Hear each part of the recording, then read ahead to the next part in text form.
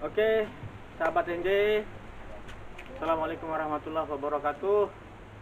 Kali ini kita visitasi tempat praktik mandiri tenaga kesehatan tradisional.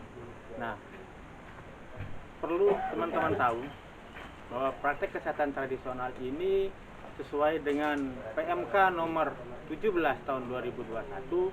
Di situ menyatakan bahwa praktik tenaga kesehatan tradisional itu aturannya dia.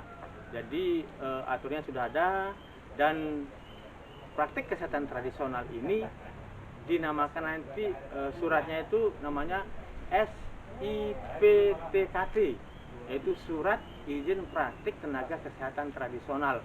Beda seperti dengan yang kemarin, ini di sini videonya beda dia, itu namanya STPT atau surat terdaftar sebagai penyehat tradisional. Jadi yang kemarin itu bukan izin, nah, ya. Jadi dia terdaftar sebagai penyehat tradisional. Yang namanya izin ya seperti tadi, bahwa mereka dengan resmi sekolah kesehatan tradisional itu ada pendidikannya. Dan tenaga kesehatan tradisional ini dia terutama yang di sini ini Anissa kali ini dia berijazah sarjana terapan, yaitu D4 kesehatan tradisional, dan sudah terdaftar juga di Kementerian Kesehatan.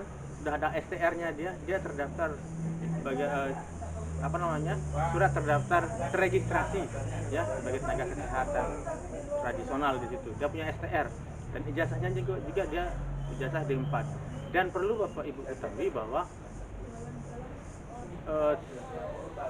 tenaga kesehatan tradisional ini dia boleh melaksanakan seperti pelayanan kesehatan tradisional yang lain, dan boleh juga melaksanakan seperti yang beda seperti yang di atas yang saya bilang tadi, yang kemarin video kemarin. Kalau STPT itu tidak boleh menggunakan bekam basah. Nah, kalau ini dia diperbolehkan karena memang tahu caranya, bagaimana cara pengelolaan limbah. Dan sama saja, intinya nanti itu tetap ada MOU dengan pihak ketiga tentang limbah medisnya atau limbah B3-nya. Nah, untuk kesehatan tradisional kali ini memang kita juga mengacu ke PMK nomor 14 tahun 2021 itu, yaitu bahwa pelayanan kesehatan tradisional itu ada aturan-aturannya. Di situ ada bagaimana ruangannya, bagaimana ruang tunggunya, harus ada ruang tunggunya, harus ada kamar mandinya, dan peralatannya juga diatur di situ. Untuk pelayanan kesehatan tradisional juga diatur di situ. Nah, sementara ini ya di sini di belakang saya ini adalah tempat prakteknya dia. Nah, sementara dia berada di rumah panggung, biar asri juga kayaknya. Ini rumah ini juga dulu ya dipergunakan untuk mengungsi waktu gempa. Nah, sekarang sementara dipergunakan untuk tempat prakteknya dia. Dan saya sudah menyarankan kepada yang bersangkutan, pada Anissa ini, bahwa sementara ini jangan sampai menerima pasien yang lansia. Jadi ya maaf saja, ingat keselamatannya dia. Kalaupun ada itu pasien lansia, boleh dikunjungi ke rumahnya lah, lebih baik daripada harus ke sini dengan beresiko nanti naik tangga. Nah, itu yang harus kita pahami bersama. Dan sama saja dengan praktik-praktik tenaga kesehatan lainnya, persyaratannya itu hal yang utama itu adalah STR.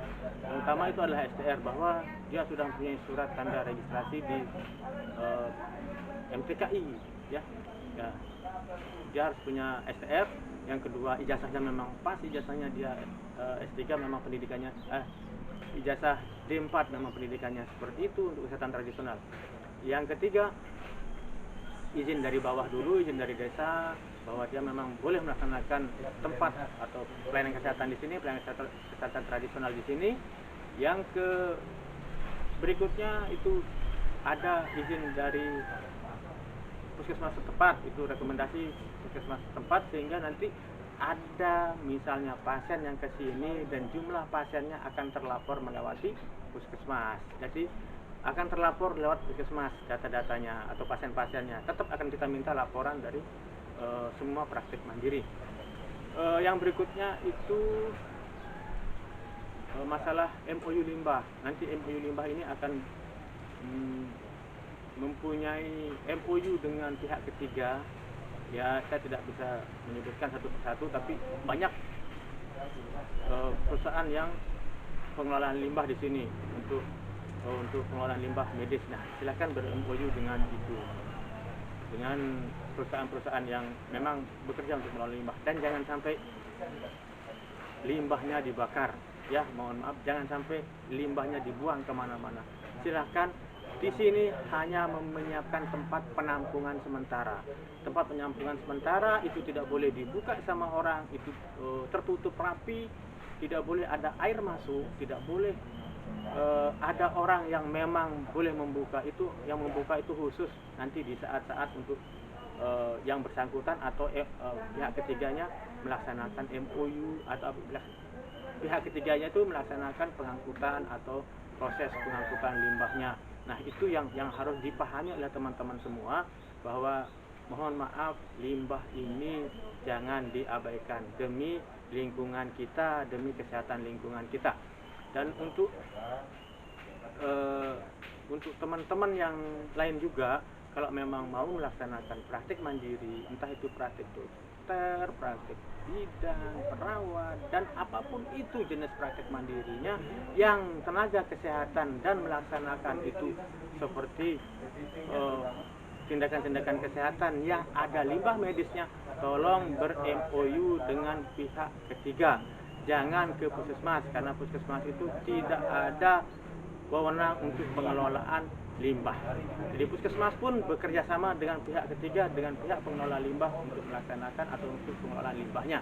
Dan begitu juga teman-teman yang lain, untuk teman praktek mandiri dan klinik juga harus ber-MOU dengan pihak ketiga, sehingga limbah medis, limbah B3 kita terkelola dengan baik, dan mengharapkan lingkungan di tempat Anda itu sehat, tidak tercemar oleh limbah-limbah medis.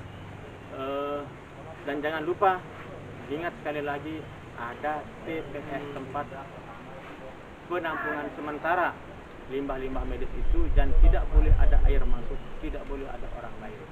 Mungkin itu saja yang bisa saya sampaikan kali ini. Dan ingat, satu pesan saya, hati-hati dengan praktik mandiri, harus mengikuti aturan-aturan yang ada, sehingga kita aman dalam melaksanakan kegiatan.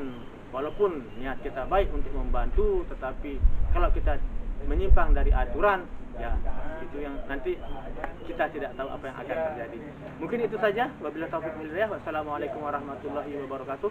Jangan lupa di subscribe, like, dan komen. Andai kata ada pertanyaan, silahkan di kolom komentar.